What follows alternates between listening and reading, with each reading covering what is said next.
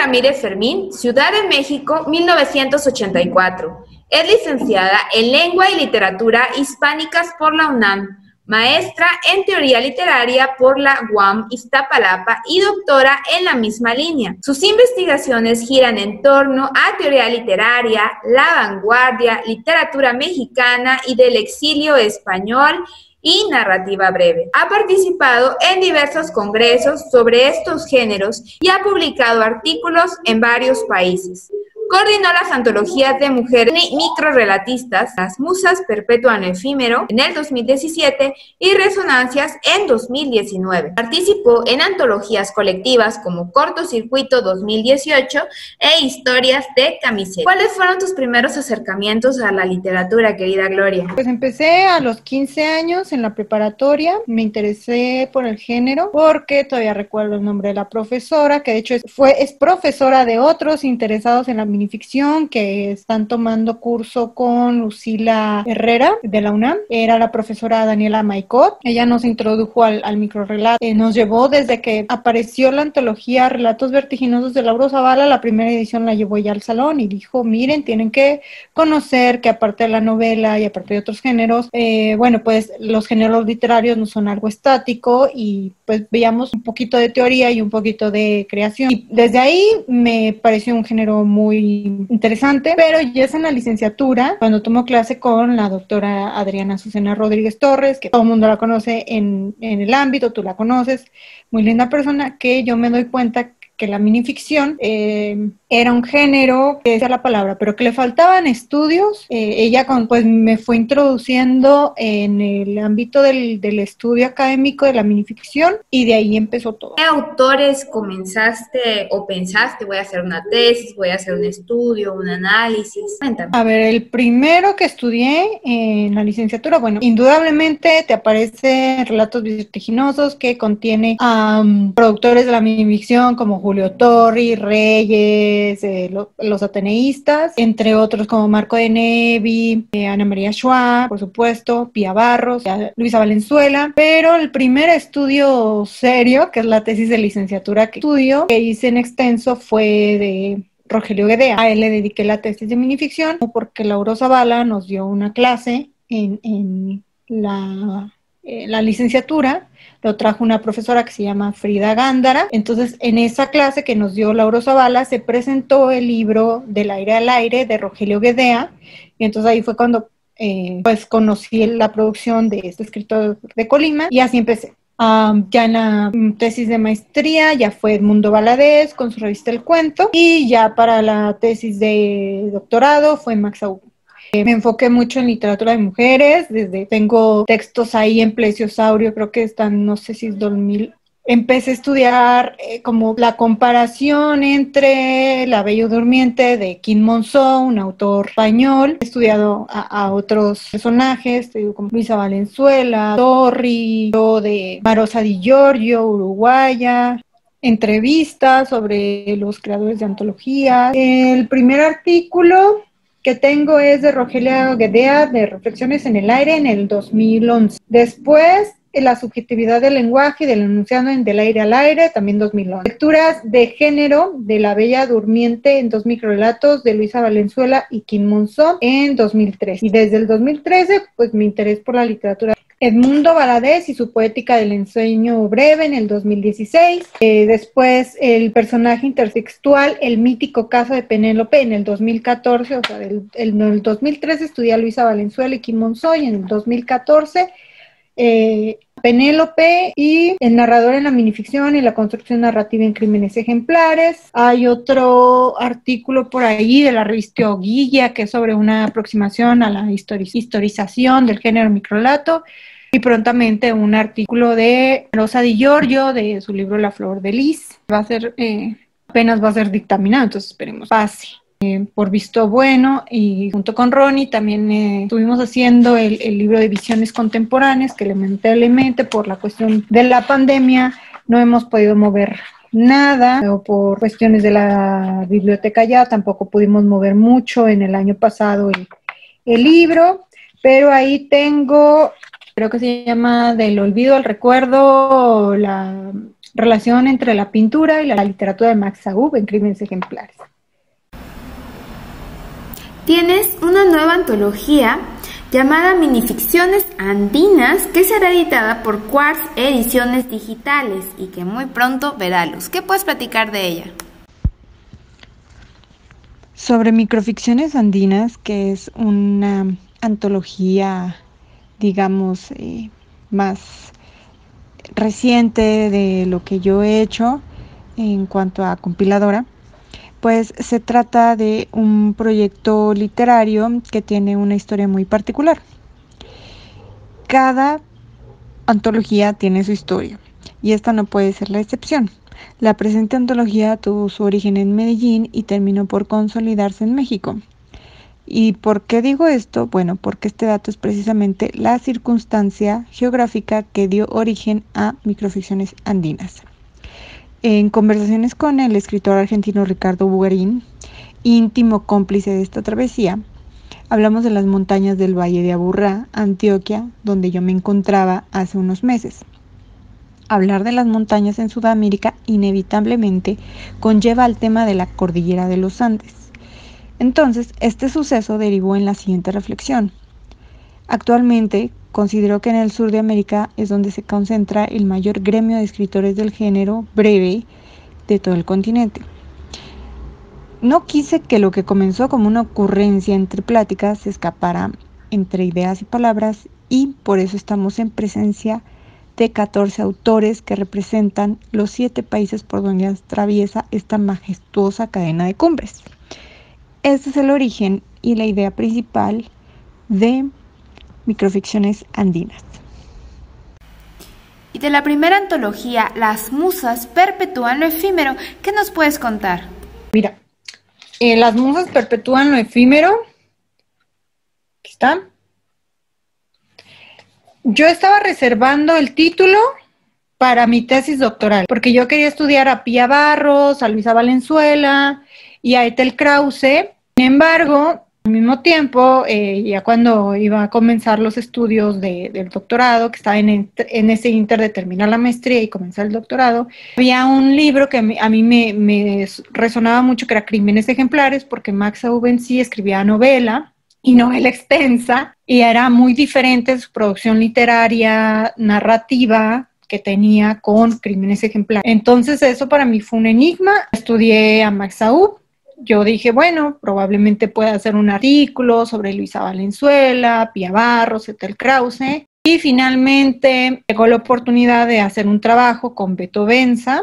Tenía ya la idea de una antología de mujeres, pero con el trabajo de estas 3 autoras. Después, en pláticas, él me dice, bueno, ¿por qué no reúnes a más y comienzas a abrir una brecha? Y pues es muy buena idea, pero quedó en el aire, eso quedó en el aire porque dije, no, Beto Benza con Micrópolis tiene muchísimo trabajo. Pues él me llama y me dice, oye, ya tienes listo el trabajo del que platicamos hace unos años porque ya lo necesito publicar. Entonces yo entré en shock. Hay gente que me ayudó mucho, por supuesto, hay gente que me recomendó autoras.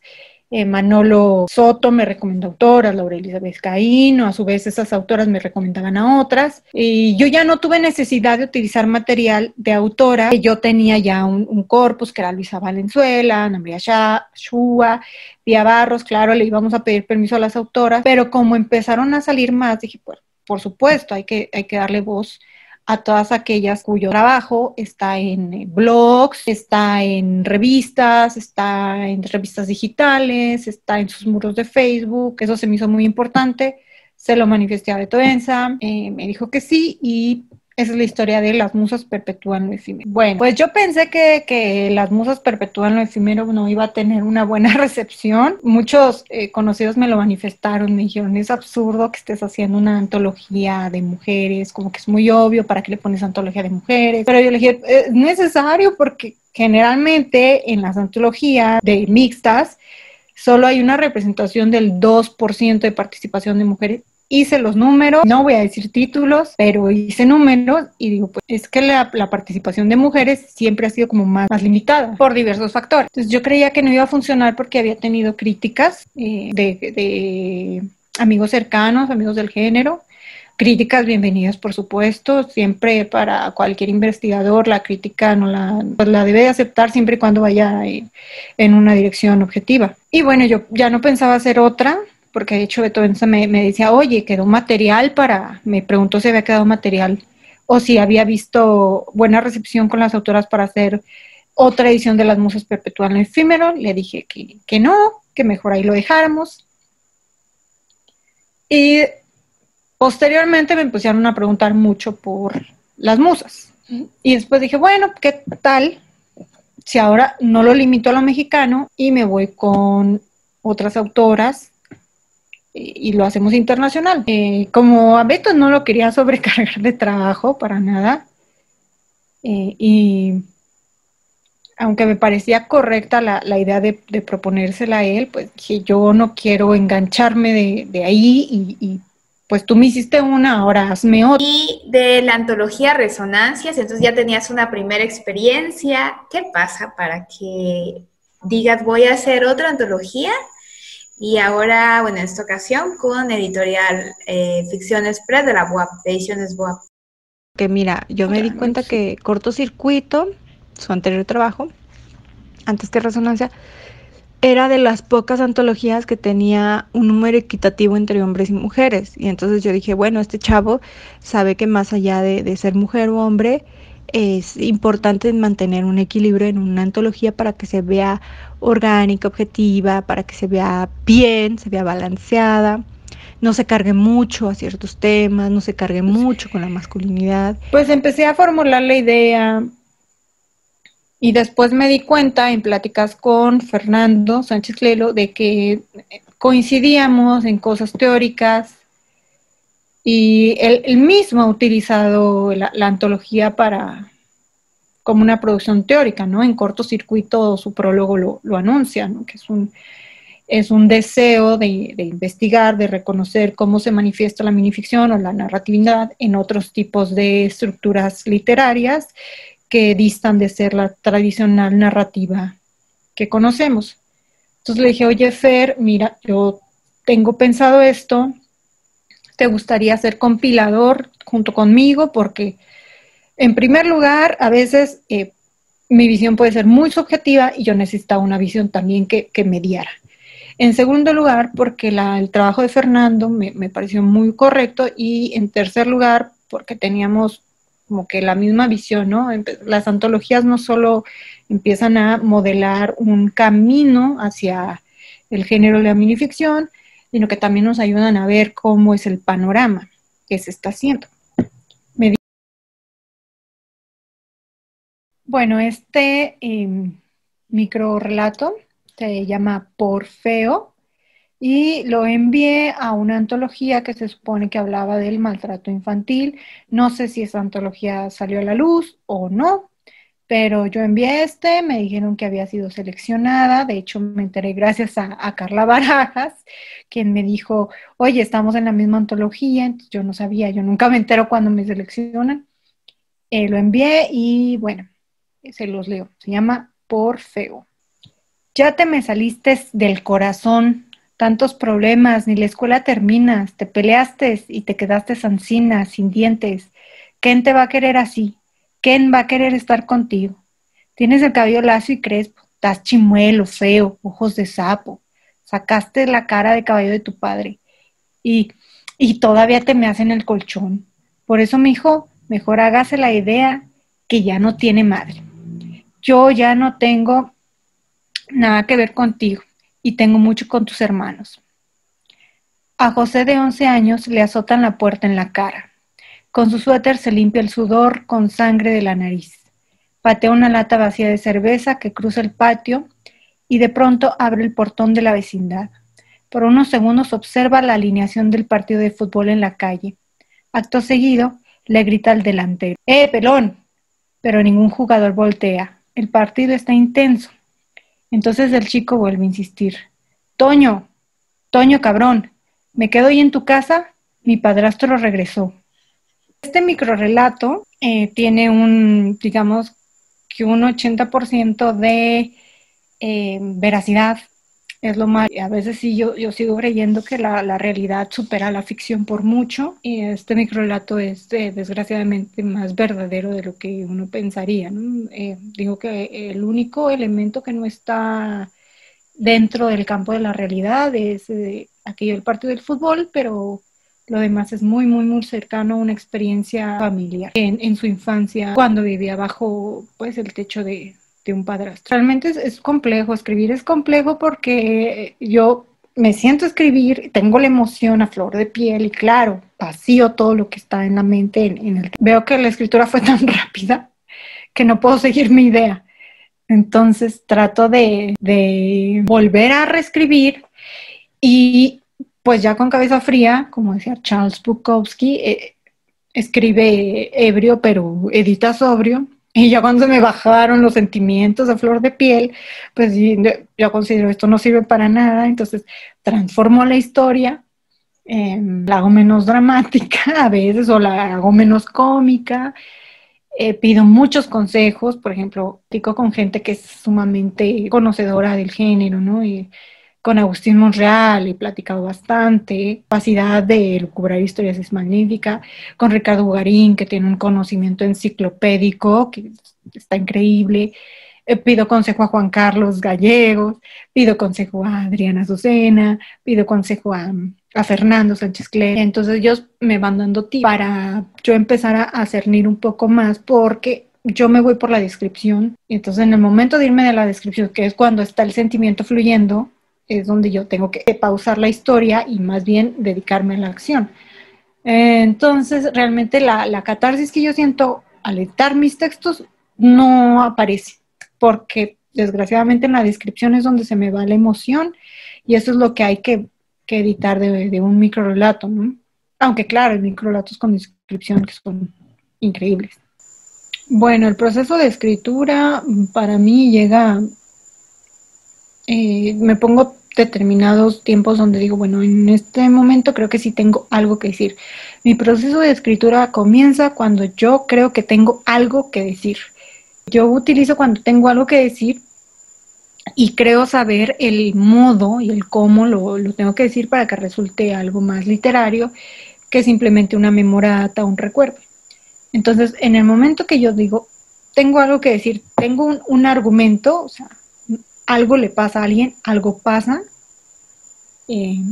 ya me siento a escribir, escribo, y si ese proceso, si ese algo le pasa a alguien fue por emoción, bueno, pues no lo convierto en microrelato, sino que hago una crónica o un cuento, como el que tú me ayudaste a publicar, de que conste en actas, ¿no? Que es la experiencia de un robo, y que tuve que ir a levantar el acta. Entonces digo, bueno, esto no sirve para un micro porque hay mucha descripción, pero me sirve para una crónica o me sirve para un cuento y lo convierto en eso.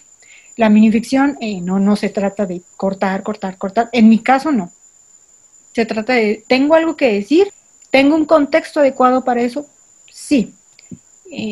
Me parece que dice algo, que narra algo, no que solo describa, sino que narra algo. Sí. En ese momento me pongo a escribir y la edición, el proceso de edición comienza 1 o 2, 3 días después, porque justo comentaba con Ricardo Bugarín. Yo sé que los textos no son vinos, no hay que dejarlos macerar por años, nada. Entonces ya, pasado ese tiempo, unos 2, 3 días, comienzo a editarlo, lo releo, lo que me parece que es repetitivo lo quito, lo que no aporta el texto, que me ha dicho Juan Carlos Gallegos, también lo retiro, adecuo el lenguaje, como me ha enseñado Fernando, que el mismo tono lo mantenga siempre el narrador, y ya es cuando yo creo que quedó listo. Y pasa como eso, ¿no? Lo envío y a veces quedan. Afortunadamente yo creo que son muy amigables los compañeros que me han aceptado en sus publicaciones, porque solamente alguna vez me han dicho, no sirve. Y con justa razón, yo le aplaudo muchísimo al que me dijo, esto no me sirve, porque en efecto no era una buena creación. Y es así como es mi proceso de escritura. Tengo minificciones, pero están guardados en el Word, en una USB. Y voy anexando más y más, y ya en un futuro, cuando yo tenga algunos textos más consolidados, en efecto veo el trabajo de las escritoras, y sí, o sea, yo puedo decir que hay una narrativa mucho más estudiada, más cuidada, pues claro, el ejercicio y el tiempo de práctica y todo las ha llevado a hacer eso. Yo, en lo personal, no dedico tanto tiempo a la escritura. Y la escritura es algo que tiene que tener su tiempo, ¿no? Es algo que tiene que tener su momento, es algo que tiene que ser reflexionado, es algo, vamos, es un producto tuyo, pues para un colectivo, le pones toda la seriedad del mundo. Tiempo de ensayo, tiempo de práctica, tiempo de perfeccionamiento, tiempo mismo creo que pasa con los escritores, ¿no? Sentarse a escribir y decir, eso es lo que voy a hacer, y hacerlo continuamente y diario, y que sea un ejercicio, que sea una disciplina. Actualmente yo no tengo esa disciplina. Por ahí un escritor, Eric Uribarez, él comentaba, que escribe maravilloso para mí, Eric, comentaba que él dijo, no, yo quiero ser escritor, y vendió su biblioteca y únicamente se sentó a escribir, escribir, escribir. Bueno, ese fue su método y lo admiro muchísimo. Hay gente que a la par con su profesión de docente tiene la escritura, a la par de su profesión de ingeniería tiene la escritura, a la par de su profesión de derecho tienen la escritura, y tienen una disciplina increíble. Yo, por mi parte, no. El tiempo que debería aprovechar para escribir, pues me centro mucho en leer novela, un género que me fascina. Mi género favorito, de hecho, es la novela. En largas pláticas con Agustín Monreal, el mismo Agustín decía, es que un buen escritor de minificción lee novela. Lo mismo, Edmundo Valadez, uno lee sus reflexiones, y si uno lee lo que escribieron de él, pues él ha sido lector de cuento y de novela. Entonces, pues yo, si bien no le dedico todo el tiempo a la escritura, pues se la dedico a la lectura. Y bueno, con eso me ha bastado, porque creo que me he desarrollado un ojo crítico. Creo que sí, después de estar desde los 15 años con la minificción, ahora a los 36 años, pues ya, ¿cuánto tiempo no tengo? Y por eso yo no me considero escritor, porque no tengo esa disciplina que admiro en ti, en Carla Barajas, en Angélica Santolaya, en Nina Grijalva, en Adrián, en Laura Elisa, que tienen una disciplina increíble para estar produciendo sus textos. Bueno, mover una antología o difundir una antología conlleva bastante trabajo. En lo particular no me he beneficiado económicamente para nada. Por ejemplo, con la primera, con Las Musas Perpetuan el Efímero, pues enviarlas a las autoras corre por mi cuenta. La presentación corre por tu cuenta. Lo que se gana realmente con los libros, una parte va para el editor, claro que sí, y aún así no compensa con el gasto del material y pagar al impresor y etcétera. Porque claro está, el editor tiene que traer una buena cantidad de libros, y a veces tiene que entregar otros libros aparte de él. Entonces mover la antología ha sido difícil, aunque de vez en cuando sí llegan a pedir la antología a la página de Micrópolis. Ellos depositan y se les envía, pero realmente es difícil moverla porque los recursos, bueno, en México salen de mí, y en Lima pues salen del editor de Beto Benza, ¿no? En caso de Resonancias, como es una editorial mexicana de la Universidad de Puebla, pues es más fácil encontrarla en la editorial de la UAP, ¿no? De la Benemérita Universidad Autónoma de Puebla. También la puedes encontrar en el sótano, o creo que ya en el sótano ya no hay, pero es mucho más fácil conseguirla en México. Aún con eso en mente, esa ventaja, de repente llega un momento en que la antología ya no se mueve, ya no se compra, y bueno, la van sacando de las librerías. Creo que eso ha pasado no nada más con mi antología, pasa con muchos otros libros. Entonces es difícil. Lo que se puede hacer es hacer presentaciones en ese aspecto. Enormemente ha ayudado la comunidad de la minificción, porque por ejemplo Victoria García Yoli nos ha ofrecido espacios que por nosotros mismos no podríamos tener, como presentación en el estado de Hidalgo, o también las mismas autoras son las que realmente están moviendo las antologías, como tú, Carla Barajas, o allá en el norte, que también estuvo, creo, Cristina Rascón, Marcia Ramos, Lili Tobón, que también me contactó y me dijo, oye, ¿podrías presentarla en este espacio? En realidad son las propias autoras las que han ayudado bastante a difundir la obra, porque una persona es difícil. Fernando, que es parte de Resonancias, pues también por su parte ha buscado espacio.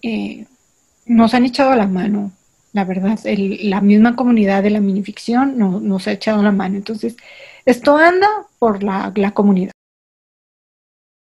Claro, pues es que uno viaja y empieza a comprar libros, ¿no? Pero yo te puedo decir que he visto bibliotecas increíbles que en minificción superan mucho más a la mía, ¿no? Creo que Adriana Azucena tiene mucho más libros que yo y Ronnie, ni te imaginas, yo casi voy a su biblioteca y hago esto con sus libros, ¿no? Me los guardo. Cuando yo vi la biblioteca de Ronnie dije, vamos, o sea, yo contigo no me meto porque tienes todo. No, mi biblioteca no. Tiene de minificción, sí, tiene teoría de minificción, sí hay libros de minificción, tengo libros de muchas partes, tengo antologías de Centroamérica, tengo antologías de Sudamérica. Claro, ayuda muchísimo, por ejemplo, cuando estoy en Medellín, me ayuda bastante porque puedo conseguir libros que de ninguna otra manera podría conseguir acá en México, porque no hay tanta movilidad. Por ejemplo, te muestro un libro que para mí es una joya, que es Solo una luz de agua, de Pablo Montoya. Este libro es de la editorial Tragaluz, creo que se llama así. Tragaluz Ediciones de Medellín, Colombia. Y es una chulada porque la pasta, todo, o sea, las imágenes que ponen son de una calidad increíble. Entonces, puedes encontrar joyitas así, ¿no? Y tengo algunas cosas, yo que puedo decirte que de repente he encontrado 2 o 3 joyas. Por ejemplo, en Argentina, claro, compré ejemplares de Macedonia, que dirige Fabián Vique. En Colombia pude encontrar la colección de la minificción en Colombia, la minificción en Venezuela, la minificción en México. Y sí, se va nutriendo, pero no tengo tanta obra como la tendrían otros colegas. Además, porque conmigo también han sido muy generosos y me envían sus PDFs. Yo creo que tengo más PDFs de sus libros que han sido generosos conmigo y que en físico. Y a veces eso ayuda porque me voy a otro país y tengo el PDF y lo puedo leer allá. Entonces, cuando estoy en Colombia y no tengo mis libros presenciales, pues el PDF me ayuda muchísimo. Hay libros que voy regalando. Me da porque si algún libro me dejó algo a mí, lo que hago es, Lo regalas. lo quiero compartir, yo lo escaneo, lo guardo en mi computadora y se lo regalo al interesado. Oh. Por ejemplo, yo tenía la colección de La tinta del silencio y vienen amigos y la ven, ese está muy padre, te lo presto para que lo leas. Pues libro prestado jamás regreso. Aprensiva con mis libros de minificción porque lo que quiero es que la gente lo conozca. Oye, y hablando de La tinta del silencio, te llevaste los libros los libros objeto a Colombia. ¿Cómo fue esa recepción? La recepción de los libros objeto, pues fue una novedad para los estudiantes de allá, de la UPB, de Medellín, estudios literarios. Fue una novedad porque ellos también tienen proyectos muy interesantes, no en sí del libro objeto, sino del fanzine. Entonces allá hay una producción de fanzine maravillosa, muy, muy, muy formal, porque hay editores que ya se formaron en el fanzine y que allá se vende muy bien, ¿no? Y se comparte. Entonces les pareció muy novedosa la idea, la verdad, les gustó. Adquirieron, claro, algunos adquirieron los libros y otros, bueno, pensaban que iban a estar en la biblioteca y pues cuando se dieron cuenta que no, pues se pusieron muy tristes, me contactaron que si ya no había libros y para entonces yo estaba en México y no. Pero hay una editorial llamada Gramata, por ejemplo, en donde yo dejé libros de Las Musas Perpetúan lo Efímero y Resonancias, para tener un poco más de público al cual llegar, ¿no? Porque los de la tinta, pues me los traje, no sabía yo, en ese momento no sabía yo si iba a regresar a Medellín o cuándo iba a poder regresar a Medellín. Entonces, imagínate, no podía yo llevarme los libros que me dieron y decirles, sí, los dejé en la biblioteca, pero quizá regresen 2, 3 años, ¿no? ¿Qué tipos de libro objeto has visto? En mis viajes, sinceramente, el lugar donde yo más vi el libro objeto fue cuando fue el Congreso de Neuquén, en Argentina, si no recuerdo, 2016. Ahí es donde yo vi más libro objeto. Por ejemplo, Guillermo Jara, chileno, sacó un babero y un chaleco donde había minificciones puestas, ¿no? Wow. Entonces, ahí vi no sé si ahí, pero tengo entendido que Eduardo Gottlieb, no sé si estoy pronunciando bien el apellido, tiene un libro objeto que es un frasquito de vidrio y adentro vienen minificciones. También vi otros trabajos que no estaban a la venta, claro, porque habían sido parte de un taller, y ahí es donde he visto más libros. No los compré porque yo tenía también en la mente que posiblemente iba a haber la apertura a venta, pero pues me los ganaron, me dormí en mis laureles. Ahorita sí estoy escribiendo, ya me puse un poco más juiciosa, como dicen los colombianos.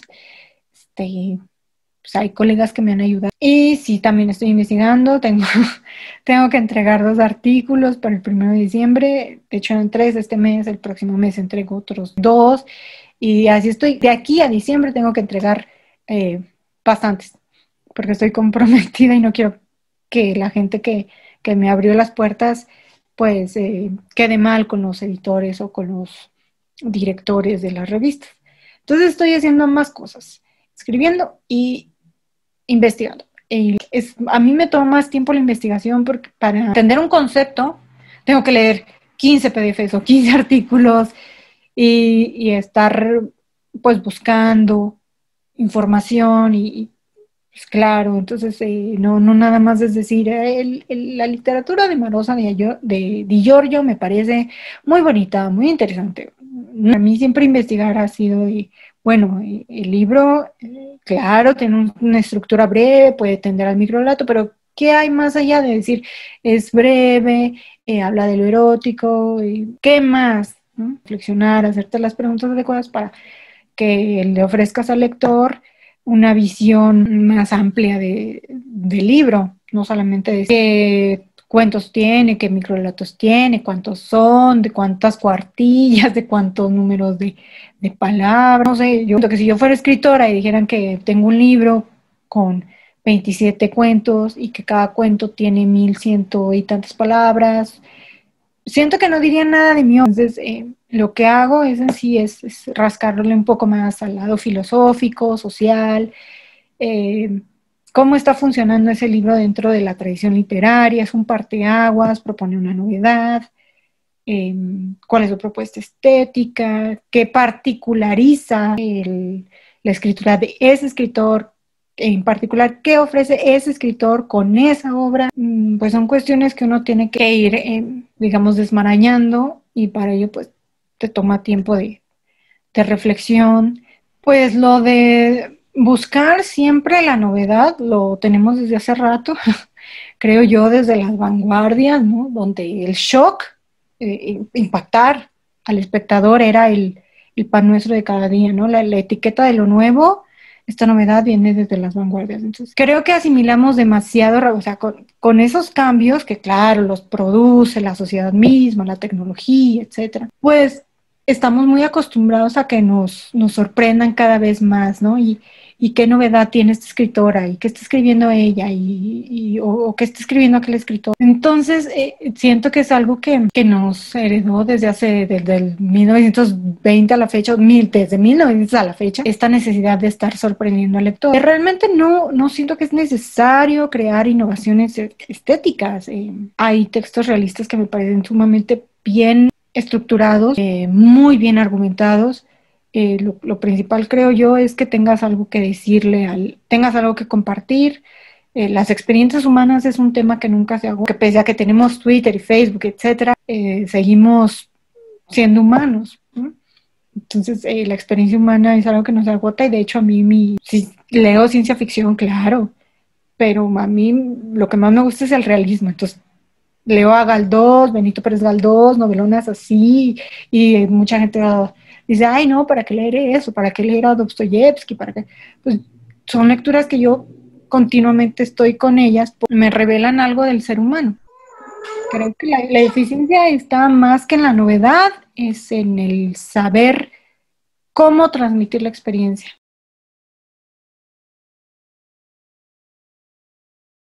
Hay que leer a los precursores simplemente porque si no conoces la tradición literaria no puedes innovar en la literatura.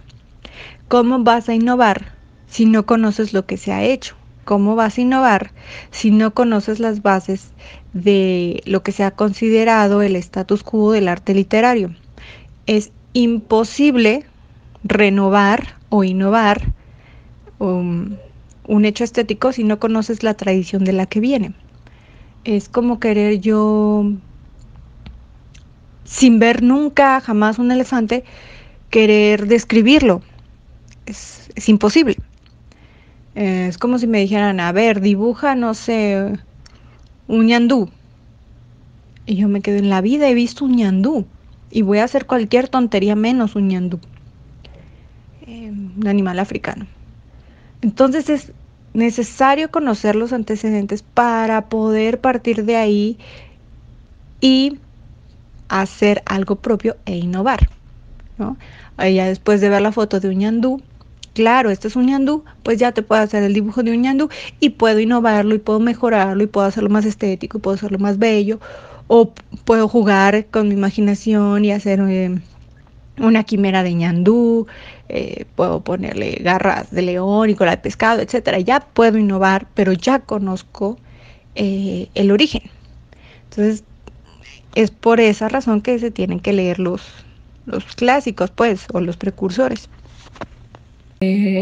Los que se quieran adentrar al género, pues lean a los autores que se han, digamos, que consagrado ya en este camino, no porque encuentren en ellos el modelo ideal para la escritura, simple y sencillamente porque para escribir bien hay que leer. Y leer a los que comenzaron con esto del género microrelato, que yo tengo mis propias teorías de que no todo es microrelato.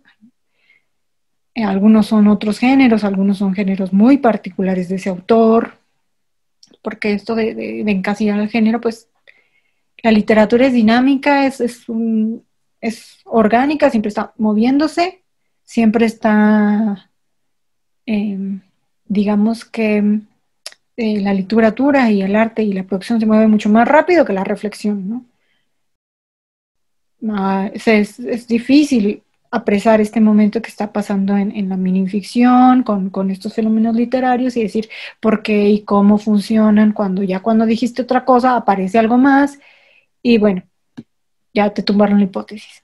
Pero más allá de eso, conocer, ya me fui por las ramas, conocer a los principales precursores de la minificción sirve porque te das cuenta de las formas en que ellos jugaron con los géneros, ¿no?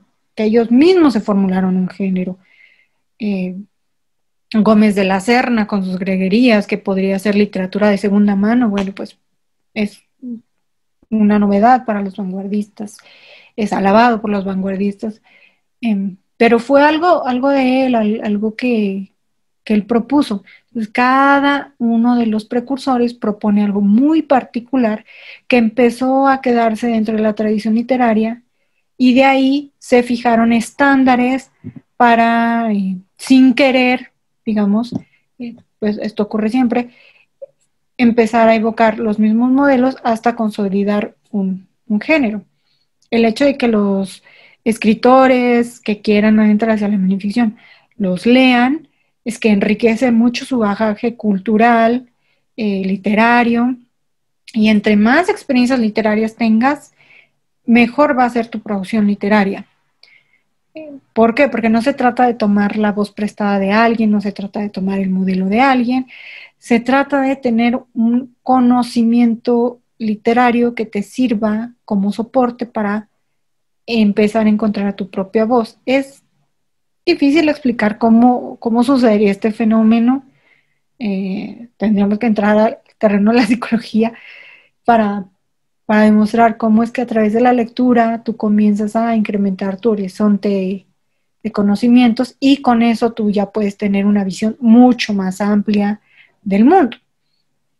De ahí que es necesario no solo leer a los precursores de minificción, sino de leer a buenos autores, o leer, simplemente leer.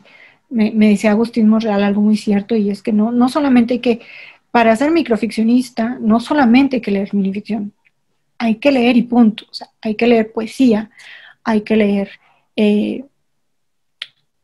incluso a los griegos, porque pues claro, a Circe, que comienza como una elegía, que tiene características de la elegía, se ha convertido en uno de los grandes modelos para la minificción. Entonces, pero ahí el autor que ya haya leído que es una elegía o que sepa un poco, va a empezar a decir, claro, hay estos elementos que yo puedo conjuntar con estos otros, y de ahí parto para yo crear un universo literario propio. Entonces, leer es fundamental. Poesía, leer novela, leer cuento, simplemente leer. Alguna vez un alumno en un taller que di de minificción me preguntaba, profesora, y si yo empiezo, lo ideal sería empezar a escribir minificción si yo quiero ser escritor. No, lo ideal es que escriba y conforme vaya puliendo sus relatos, ya empezar a él a darse cuenta cuál es su particular visión de la unidad narrativa mínima. Entonces, ya que él tenga una particular visión de la unidad narrativa mínima, o sea, el indicio que le necesite desarrollar, pues ya se va a poder dar cuenta de cómo empezar a aflojar la pluma.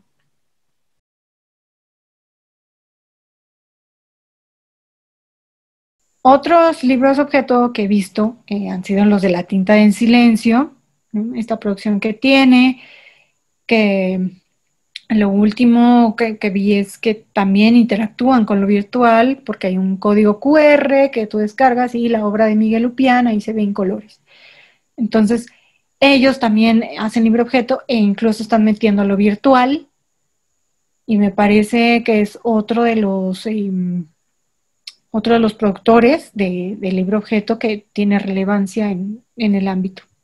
A mí que algo le estudiaste a las vanguardias, porque ahí en este libro, mira, no tengo muchos de minificción, la verdad tengo más novela, y teoría que minificción. Mira, en acá, tú tienes textos que hablan de la vanguardia, y yo dije, esta niña salió de una clase de vanguardia y escribió, ¿no? Y está bien, sí tienes estudios, no te hagas la que no.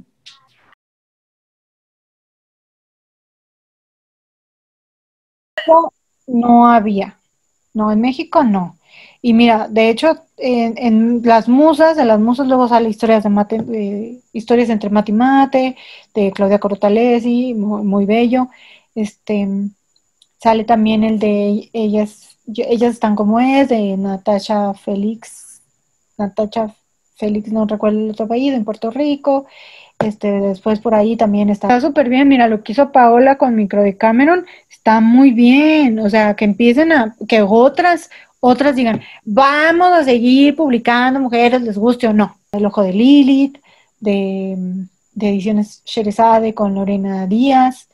Entonces, bueno, literatura de mujeres y seguir produciendo, porque entre más se produzca, se empieza a abrir más la brecha y se empiezan a abrir espacios. Y yo te comento que no es fácil mover una antología de minificción de mujeres, y lo digo abiertamente, así pasa, porque me he encontrado que hay gente que dice, no, porque solo son mujeres.